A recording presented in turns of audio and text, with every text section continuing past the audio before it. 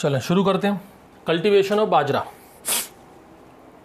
देखो छोटे छोटे हैं सभी टॉपिक, अब ज़्यादा बड़े नहीं हैं। वीट और पैडी था अपना बड़ा, सब छोटे छोटे। जनरल इंट्रोडक्शन में सबसे पहले बताओ बॉटनिकल नेम, बड़ी कॉमन सी बातें हैं। पेनिसिटम टाइफॉइड्स, या फिर दो जगह आपके इसके मिलते हैं, पेनिसिटम ग्लॉकम। दोनों ही सही हैं, कोई भी आ जाए एक चुन लेना उसमें से। फैमिली की बात करें वही ग्रेमिनी, एक ही खानदान है सबका, जितनी भी सीरियल्स क्रॉप हैं सब एक ही फैमिली के हैं सब। क्रोमोसोम नंबर, मटर में कितना क्रोमोसोम नंबर है? 14 क्रोमोसोम। मेंडल ने यूज़ किया था मटर का। इसके अंदर भी कितने हैं आपके? 14। इसमें भी कोई हेक्साप्लॉइड टेट्राप्लॉइड का लफड़ा नहीं, सिंपल। ये भी कैसा है आपका? डिप्लॉइड ही है। कॉमन नेम देखो, ये थोड़ा इंपॉर्टेंट है। कॉमन नेम इसके अलग अलग नाम है। बाजरा जो शब्द है ना वो तो हिंदी में है, बाजरा जो शब्द है ना ये तो अपना हिंदी वर्ड है। इंग्लिश में इसको क्या कहते हैं? इंग्लिश में इसको कहते हैं पर्ल मिलेट। पर्ल मिलेट, मोती जैसे होते हैं, पर्ल मिलेट। ये किस में बोलते हैं इसको? इंग्लिश में। और भी इसके अच्छे अच्छे नाम हैं। इसको हम लोग बलरश मिलेट भी कहते हैं। क्या कहते हैं इसको? बलरश मिलेट। ये बलरश मिलेट किस में कहते हैं? ऑस्ट्रेलिया में कहते हैं इसको बलरश मिलेट। और भी इसके नाम है, इसको कैटटेल मिलेट भी कहते हैं, ठीक है। इसके अलावा इसको स्पाइक्ड मिलेट भी कहते हैं, स्पाइक्ड मिलेट। ये कैटटेल मिलेट और स्पाइक्ड मिलेट है ना, ये कहा जाता है इसे यूएसए के अंदर। तो इसके बहुत सारे नाम है। हिंदी में बाजरा कहते हैं, पर्ल मिलेट को इंग्लिश में पर्ल मिलेट कहते हैं, ऑस्ट्रेलिया में तो इसको बलरश मिलेट कहते हैं, यूएसए के अंदर इसको कैटटेल या फिर स्पाइक्ड मिलेट कहते हैं। ये इसके कॉमन नाम है।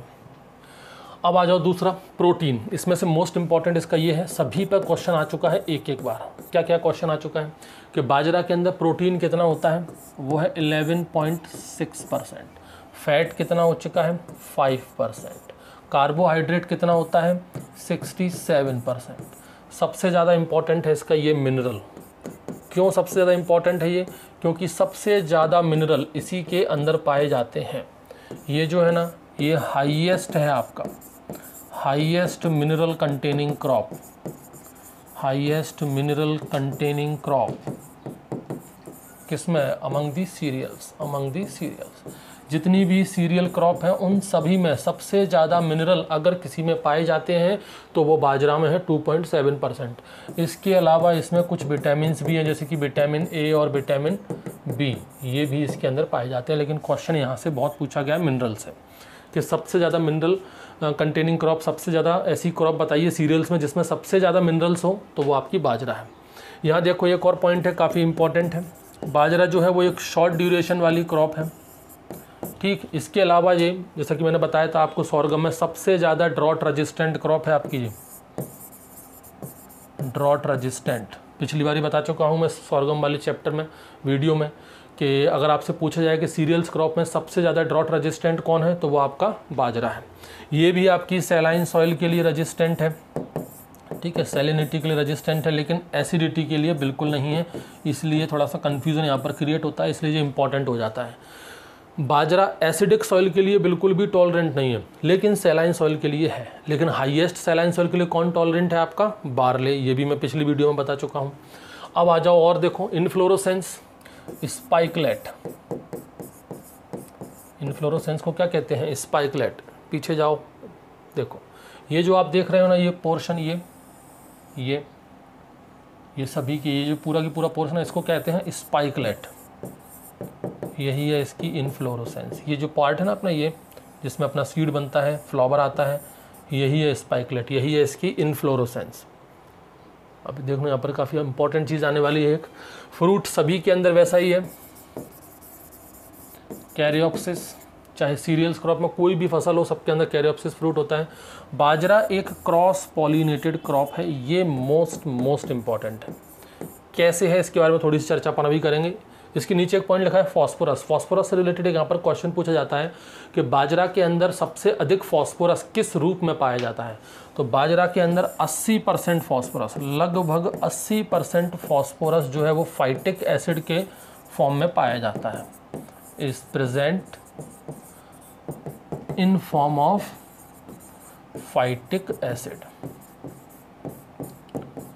तो बाजरा के अंदर फास्फोरस किस रूप में पाया जाता है? फाइटिक एसिड के रूप में, इसलिए इस पर भी क्वेश्चन यहाँ से आता है, ये भी इंपॉर्टेंट पॉइंट है।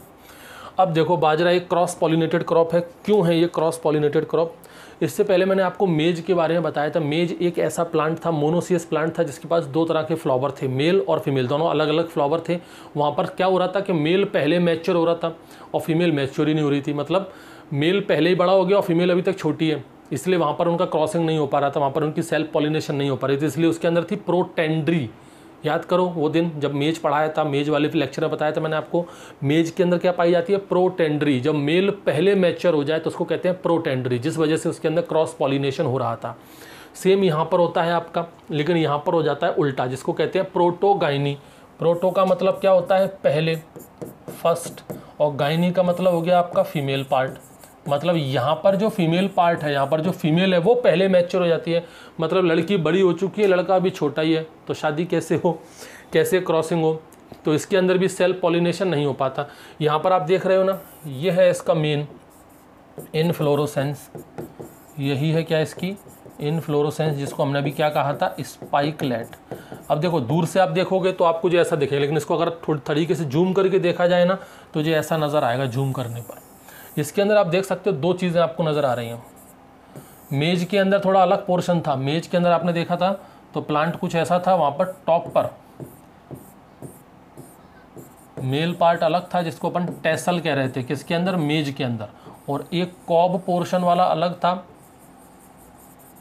ये कॉप वाला पोर्शन था जिसको अपन फीमेल कह रहे थे मेज के अंदर। तो मेज के अंदर तो एकदम बिल्कुल अलग अलग थे दोनों, मेल और फीमेल, लेकिन यहाँ पर भी अलग अलग होते हैं, लेकिन अपन को दिखते नहीं है। देखने के लिए आपको थोड़ा क्लोज देखना पड़ेगा, माइक्रोस्कोप में देखो इसको तो आपको दो यहाँ पर साफ साफ नज़र आ जाएंगे, एक आपको मेल दिखेगा और एक आपको फीमेल नज़र आएगा। इधर वाला ये जो आप देख रहे हो इस तरफ वाला फीमेल है और इस तरफ वाला जो है वो आपका मेल है। तो यहाँ पर क्या होता है, ये जो फीमेल है ना ये पहले मैच्योर हो जाती है। फीमेल पहले मैच्योर होने का मतलब है जो एग जो है वो फर्टिलाइजेशन के लिए तैयार है, इंतज़ार में है कि कौन पॉलन ग्रेन आए और मुझे फर्टिलाइज़ करे। लेकिन मेल जो है वो अभी छोटा ही है, वो मैच्योर ही नहीं हुआ है, ये मैच्योर होकर तैयार है। तो यहाँ पर क्या होगा, इसका पॉलन ग्रेन तो अब नहीं आ सकता क्योंकि ये तो छोटा है, तो सीधी सी बात है किसी दूसरी क्रॉप का पॉलन ग्रेन आकर इसको फर्टिलाइज करेगा। तो यहाँ पर फीमेल पहले मैच्योर हो गई है, मेल बाद में मैच्योर हो रहा है। तो फीमेल पहले मैच्योर हो गई है, इसलिए इसको क्या कहते हैं? प्रोटोगाइनी। और इसी प्रोटोगाइनी की वजह से बाजरा के अंदर होता है क्रॉस पॉलिनेशन। ये दो मोस्ट इंपॉर्टेंट है। जैसे अपन ने ये बताया कि इसका मेज का, और यहाँ मेज में क्या हो रहा था, ये मेल जो था वो पहले मैच्योर हो रहा था, ये बाद में, इसलिए मेज के अंदर थी क्या? प्रोटेंड्री। क्लियर हो गई? दोनों से ही क्वेश्चन आते हैं आपके, प्रोटोगाइनी और प्रोटेंड्री। प्रोटेंड्री का सबसे अच्छा एग्जाम्पल मेज और प्रोटोगाइनी का सबसे अच्छा एग्जाम्पल बाजरा। आगे बढ़े, अब आ जाओ सॉइल एंड क्लाइमेट पर। देखो बाजरा जो है वो एक खरीफ क्रॉप है, यानी कि इसको वार्म क्लाइमेट की ज़रूरत पड़ती है। और जैसा कि मैंने आपको बताया था ये सबसे ज़्यादा ड्रॉट टॉलरेंट क्रॉप है, मतलब अच्छे से अच्छा खासा अगर हाई टेम्परेचर भी चला जाए ना तो भी इसको कोई दिक्कत नहीं होने वाली। ये एक खरीफ क्रॉप है। बेस्ट टेम्परेचर की अगर हम बात करें तो सबसे अच्छा टेम्परेचर जो फेवरेबल माना जाता है वो 20 से लेकर 28 डिग्री सेल्सियस टेम्परेचर इसके लिए सबसे अच्छा माना जाता है। सॉइल की अगर हम बात करें तो सैंडी लोम सॉइल इसके लिए बढ़िया है। कुछ भी यहाँ से क्वेश्चन नहीं पूछा जाता। ये है आपका सबसे इंपॉर्टेंट पार्ट, लैंड प्रिपरेशन। देखो लैंड प्रिपरेशन वैसे सभी के अंदर कॉमन है, लेकिन जिसके अंदर इंपॉर्टेंट है उसका मैं ज़रूर बताऊँगा। जैसे इसका बता रहा हूँ, यहाँ पर ज़रूरी क्यों है? पहले तो देखो बाजरा के सीड, आपने अगर बाजरा का सीड सभी ने देखा हो तो, फोटो डालना भूल गया शायद इसमें, बाजरा के जो सीड होते हैं ना बहुत छोटे होते हैं। कैसे होते हैं? साइज़ में बहुत छोटे साइज़ के होते हैं बाजरा के सीड। इन्हीं छोटे साइज़ होने की वजह से 3-4 चीज़ें लैंड प्रिपरेशन में करनी पड़ती हैं। एक, हमको यहाँ पर मिट्टी जो है वो एकदम फाइन करनी पड़ती है, एकदम फाइन मिट्टी, बिल्कुल एकदम बारीक भुरभुरी मिट्टी करनी पड़ेगी। या तो रोटावेटर वगैरह चलाओ तो ऐसी बारीक मिट्टी आप कर सकते हो। उसके कारण क्या है? छोटी मिट्टी, छोटा साइज होता है सीड का। तो यहाँ पर एक पॉइंट आप समझना, साइज, सीड का साइज जितना ज़्यादा छोटा होगा ना मिट्टी को भी उतना ही ज़्यादा बारीक करना पड़ेगा। अगर मान लो सीड का साइज़ बड़ा है तो यहाँ पर मिट्टी जो है वो आप डेलेदार मिट्टी भी कर सकते हो, बड़ी बड़ी ऊबड़ खाबड़ मिट्टी में भी आप बो सकते हो। लेकिन बाजरा को ऊबड़ खाबड़ मिट्टी में नहीं बो सकते। बाजरा के लिए अपन को मिट्टी कैसी करनी पड़ेगी? एकदम फाइन करनी पड़ेगी। यानी बाजरा के लिए जो लैंड प्रिपरेशन होता है उसमें सबसे इंपॉर्टेंट बाजरा क्या है? फाइन सीड बेड बनाना पड़ेगा आपको, एकदम बारीक भुरभुरी मिट्टी आपको बनानी पड़ेगी क्योंकि इसका सीड बहुत छोटा है। अगर आप ऐसे ही बेकार मिट्टी में डाल दोगे, ढंग से आपने मिट्टी को फाइन नहीं किया, तो बाजरा के सीड जो इतने छोटे होते हैं कि ढंग से उसमें जर्मिनेट भी नहीं कर पाएंगे। ये सबसे बड़ा इंपॉर्टेंट पॉइंट है। दूसरा, छोटे साइज के सीड है तो आप डीप सोइंग नहीं करना, हमेशा यहाँ पर सैलो सोइंग करना। इसीलिए बाजरा के केस में जो डेप्थ ऑफ सोइंग रखते हैं ना, डेप्थ ऑफ जो सोइंग रखते हैं वो सिर्फ 2 से 3 सेंटीमीटर ही है, केवल 2 से 3 सेंटीमीटर की सोइंग पर करते हैं बस। खाली ज़्यादा गहराई में करोगे तो छोटा सीड है तो फिर वो जर्मिनेट नहीं करेगा। तो यहाँ पर इंपॉर्टेंट पॉइंट वही था, फाइन सीड बेड। अब कुछ इंपॉर्टेंट चीज़ें यहाँ से सीधे सीधे क्वेश्चन आते हैं। सीड रेट कितना है? 4 से 5 kg पर हेक्टेयर। ठीक, स्पेसिंग जो सॉर्गम की थी वही इसकी है, 45 सेंटीमीटर तो है रो टू रो, और 10 से लेकर 12 सेंटीमीटर है plant to plant. Sowing method देखो, इसके सीड इतने छोटे होते हैं कि यहाँ पर अपन सीड ड्रिल वगैरह का यूज़ नहीं करते, यहाँ पर ब्रॉडकास्टिंग करते हैं अपन। बाजरा के अंदर क्या चलती है अपनी? ब्रॉडकास्टिंग। ठीक है। सोइंग डेप्थ ये तो मैंने पहले ही बता दिया, यहाँ पर एक बार और लिख लो। सोइंग डेप्थ कितनी रखते हैं अपन? केवल 2 से 3। इतनी कम सोइंग डेप्थ इसलिए रखते हैं क्योंकि सीड काफ़ी छोटा होता है। और नेक्स्ट मोस्ट इंपॉर्टेंट है इसका पॉपुलेशन डेंसिटी। देखो, पॉपुलेशन डेंसिटी का वैसे तो निकालने का एक अलग फार्मूला होता है, वो मैं आपको बता दूंगा, लेकिन कुछ क्रॉप की पॉपुलेशन डेंसिटी डायरेक्ट पूछ लेते हैं। जैसे इसकी हो गई, इससे पहले मैंने आपको मेज की बताई थी, सॉर्गम की बताई थी। इसकी पॉपुलेशन डेंसिटी होती है 1,75,000 से लेकर 2 लाख तक प्लांट्स पर हेक्टेयर। 1 हेक्टेयर में इतने प्लांट होने चाहिए, 1,75,000 से लेकर 2 लाख प्लांट पर हेक्टेयर तक। अब आपको मालूम है बाजरा के अंदर ट्रांसप्लांटिंग भी होती है। ये एक नई टेक्निक है और इस टेक्निक को किसने डेवलप किया है? बाजरा के अंदर ये जो टेक्निक है इसको किसने डेवलप किया है? यहाँ से क्वेश्चन आता है। ये जो डेवलप किया है इसको डॉक्टर गौतम ने, अपने इंडिया के ही है ये, याद रखना, इम्पॉर्टेंट पॉइंट है। यानी ट्रांसप्लांटिंग ऑफ बाजरा या बाजरा ट्रांसप्लांटिंग का जो टेक्निक है वो किसने डेवलप किया? डॉक्टर गौतम ने। कुछ 2-3 चीज़ें देख लें, जैसे कि अगर आप ट्रांसप्लांटिंग कर रहे हो तो सीधा सीड रेट इसमें चेंज हो जाएगी। यहाँ पर सीड रेट रखते हैं केवल 2 kg पर हेक्टेयर। ठीक है।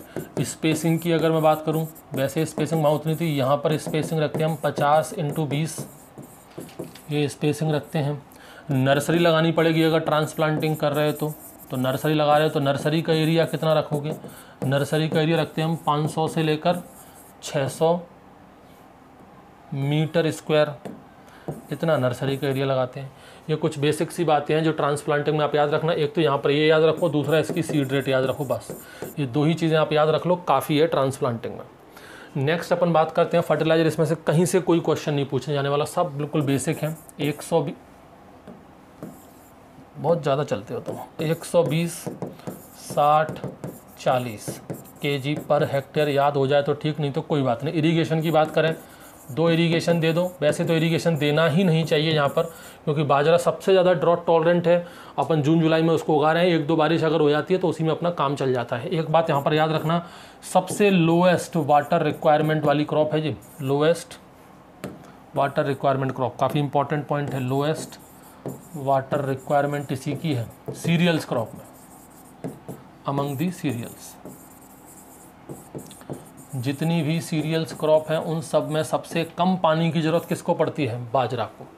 कितनी पानी की ज़रूरत पड़ती है? लगभग शायद 200 से लेकर 300 mm, बस इतने पानी की ज़रूरत पड़ती है इसमें। ये पॉइंट सबसे इम्पॉर्टेंट रहेगा, इसको याद रखना। हाईएस्ट वाटर रिक्वायरमेंट वाली क्रॉप कौन सी है? बताया तो सबसे पहला वाला पैडी, सबसे ज़्यादा पानी की रिक्वायरमेंट उसको पड़ती है, और सबसे कम पानी की ज़रूरत किसको पड़ती है? बाजरा को। ये सिर्फ सीरियल्स की बात कर रहा हूँ मैं। ठीक है। वीड मैनेजमेंट में कुछ नहीं है, सिर्फ एक एट्राजिन याद रखो, बस इसका यूज़ करते हैं, याद हो जाए तो ठीक, नहीं तो मत छोड़ देना इसको भी। हार्वेस्टिंग 20% मॉइस्चर कंटेंट पर आप इसकी हार्वेस्टिंग कर सकते हो, कोई ज़रूरत नहीं याद करने की। यील्ड 30 से 35 कुंटल पर हेक्टेयर, इसको भी कोई ज़रूरत नहीं है याद करने की। स्टोरेज करना हो तो सबके लिए कॉमन है, 12% मॉइस्चर कंटेंट पर आपको इसका स्टोरेज करना चाहिए। कहानी क्लियर हुई। अब आते हैं एक इम्पॉर्टेंट पॉइंट, और वो है 2 क्वेश्चन यहाँ से पूछा जाता है कि सबसे पहला हाइब्रिड कौन सा है बाजरा का, तो बाजरा का सबसे पहला हाइब्रिड है HB1 और ये शायद अपना डेवलप हुआ था 1961 में या 1965 में। चेक करें भाई क्या है इसका, चलो कोई नहीं, इसको आप लोग चेक करना, ठीक है। ये 1961 है या फिर 1965 है, चेक करना पड़ेगा, कंप्यूटर ऑन करना पड़ेगा, आप लोग इसको चेक करना क्या है। नोट्स में मैंने दे रखा है या तो 1961 होगा या 1965 होगा, दोनों में से कोई एक होगा, ठीक। अब देखो इसको डेवलप कहाँ पर किया गया था, PAU लुधियाना में, PAU Ludhiana, Punjab agriculture university Ludhiana में इसको डेवलप किया गया था। सबसे पहली हाइब्रिड वैरायटी है बाजरा की। एक यहाँ से वैसे बताया था मैंने, सॉरगम के अंदर मैंने बात की थी ना, हाइब्रिड सीड प्रोडक्शन होता है तो 3 चीज़ों की जरूरत पड़ती है, A लाइन, B लाइन और R लाइन। किन चीज़ों की जरूरत पड़ती है, A लाइन, B लाइन और R लाइन। A लाइन जो होता है ना, यही इसकी फीमेल लाइन होती है और इसके अंदर जो मेल होता है वो स्टेराइल होता है, मेल को ख़राब कर देते हैं, स्टेराइल कर देते हैं, इसलिए इसी के अंदर अपन यूज़ करते हैं इसका सीड प्रोडक्शन में। सीड जो होता है इसी का बनता है। तो जैसे हमने सॉरगम में बात की थी, वहाँ पर कंबाइन काफिर 60 था, ऐसे ही पूछ लेते हैं कि बताओ यहाँ पर कौन होगा, बाजरा का सबसे बढ़िया और सबसे पहला मेल स्टेराइल कौन सा है, तो उस पर क्वेश्चन आता है, वो है आपका टिफ्ट 23A। मोस्ट इंपॉर्टेंट है ये, सबसे पहला मेल स्टेराइल लाइन, यानी कि A लाइन कौन सी होती है, टिफ्ट 23A। ये जो सबसे पहला हाइब्रिड बना था ना HB1, ये कैसे बना था, टिफ्ट 23A का क्रॉस कराया गया था, एक वैरायटी थी बिल 3B के साथ और इससे बना था आपका ये HB1 हाइब्रिड, जो कि सबसे पहला हाइब्रिड था। इसके ईयर में थोड़ा कन्फ्यूजन है, आप लोग चेक करना, नेट पे चेक कर लेना या बुक में चेक करना, ये मैं नोट्स दे रखे हूँ, नोट्स में दिया होगा पक्का। तो HB1 ये सबसे पहला हाइब्रिड है, इसका टिफ्ट 23A और बिल 3B के क्रॉस से बनाया गया था। ये टिफ्ट 23A क्या है, इसकी मेल स्टेराइल लाइन है, इसलिए ये इंपॉर्टेंट है, यहाँ से क्वेश्चन बनता है। तो ये अपना बाजरा ख़त्म हुआ। Thank you.